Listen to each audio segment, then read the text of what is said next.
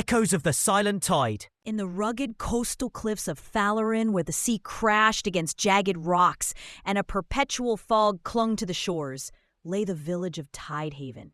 This weathered hamlet was a bastion of ancient maritime lore. Its salt-stained cottages adorned with seashell carvings, its people keepers of tales about the silent tide, a submerged realm said to hide the heart of waves, a conch shell imbued with the ocean's voice.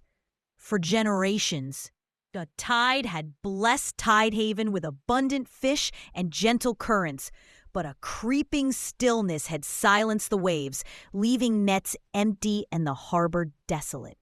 The elders murmured of a lost chant, erased by time, that could awaken the tide and restore their livelihood. Liraen, a young fisher with a spirit as steady as the tides, had grown up under this quiet despair. Orphaned when the silence first struck, a storm that swallowed her parents' boat, she was raised by Elder Mara, a wiry woman with hands calloused from hauling nets and eyes that mirrored the sea's depths. Mara taught Liraen the rhythms of the ocean and the strength of unity, weaving tales of resilience into every lesson. Her eyes, a deep blue like the ocean at dusk, shone with a resolve to reclaim the tide. The sea isn't gone, she would affirm. It's waiting for our call. Mara, her voice roughened by salt and years, cautioned of the tide's dangers.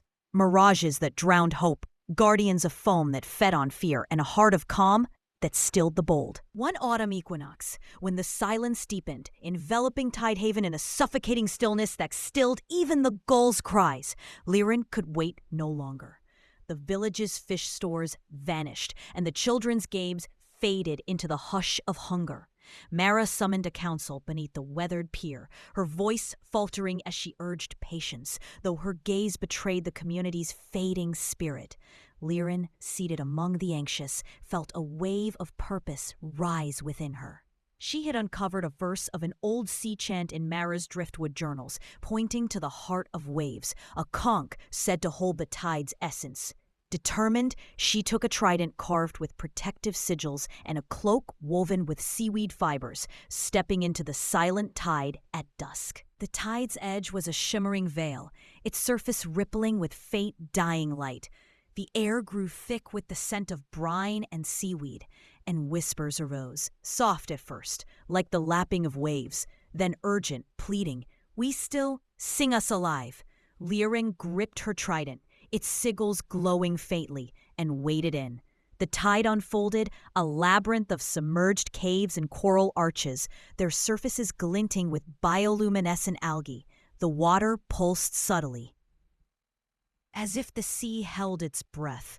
As Liraen dove deeper, the tide stirred. Shadows formed into spectral figures, ancient fishers and sailors, their forms translucent, reciting tales of voyages, lost ships, and fading songs. Foam tendrils lashed out, forcing visions of her parents' final struggle, their boat vanishing into the storm, unleashing a grief she had buried. The caves shifted, passages collapsing into currents that whispered her name. Fear gripped her, her breath shallow, but she held to Mara's teachings. "The sea listens to those who sing," she had said. Drawing on that strength, she pressed on, humming the verse she had learned. Hours blurred into an endless night, the trident's light flickering with each surge of water. The whispers grew louder, weaving fears of failure, isolation, and the village's ruin under her burden. Yet amid the turmoil, a memory surfaced, Mara singing a shanty of the tides. Its rhythm a comfort in her loneliest moments. With renewed resolve, she navigated the shifting currents, guided by the chant's flow. Deeper in, she reached a vast grotto aglow with a dim, pulsing light. At its center lay the heart of waves, a luminous conch cradled in a coral throne. Its surface cracked, leaking tendrils of shadow chilled the water. The whispers surged, revealing not malice, but a plea. The conch held the tide's spirit, silenced by forgotten chants. Liraen approached, her heart pounding, and touched the conch. Visions flooded her mind, fleets striving under the tide's bounty, fishers mending nets by its shore, communities united in song. Amid the decline, glimmers of hope shone, acts of sharing in scarcity, a child's whistle piercing silence, a sailor's prayer calming storms. The tide wasn't cursed by enmity. It languished from neglect, its voice yearning for revival. With steady hands, Liraen sang the verse, weaving it with Tidehaven's oldest shanties, her voice rising like a wave. The conch glowed, mending its cracks, and a surge of warmth flowed outward. Shadows dissolved, foam bloomed into coral, and the water danced with life. Emerging at dawn, the first light gilding the cliffs, Liraen was met with awed gasps. She held a shard of the conch, its glow illuminating her sea-streaked face. Waves crashed anew, nets filled with fish, and the harbor sparkled with life. Mara embraced her, tears in her eyes, whispering, "You've called the tide back." The silent tide, once feared, became a pilgrimage site, its caves now echoing with songs of revival. Tidehaven thrived again. Nets overflowed with catch, children played by the reborn shore, and the village square rang with shared tales. Liraen became a fisher of legends, leading rituals to honor the sea, her shard a symbol of restored life.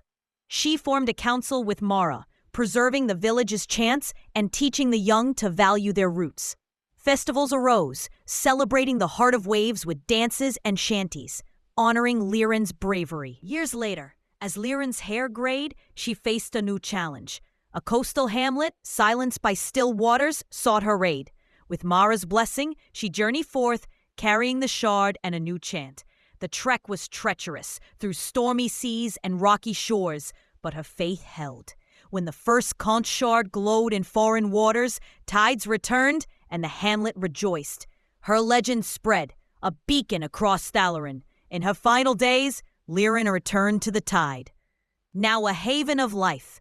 One equinox eve, as stars reflected on the sea and the conch pulsed brightly, she sang the shanty, her voice carrying over Tidehaven.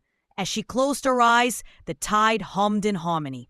The villagers gathered below felt a warmth spread, knowing Liraen's courage had woven a legacy that would endure. The tale of Liraen and the silent tide lived on, a story of a fisher who turned stillness into song, whispered across Thaloryn. Pilgrims visited the grotto, leaving offerings, shells, nets, melodies, crafting a shrine to the sea's power.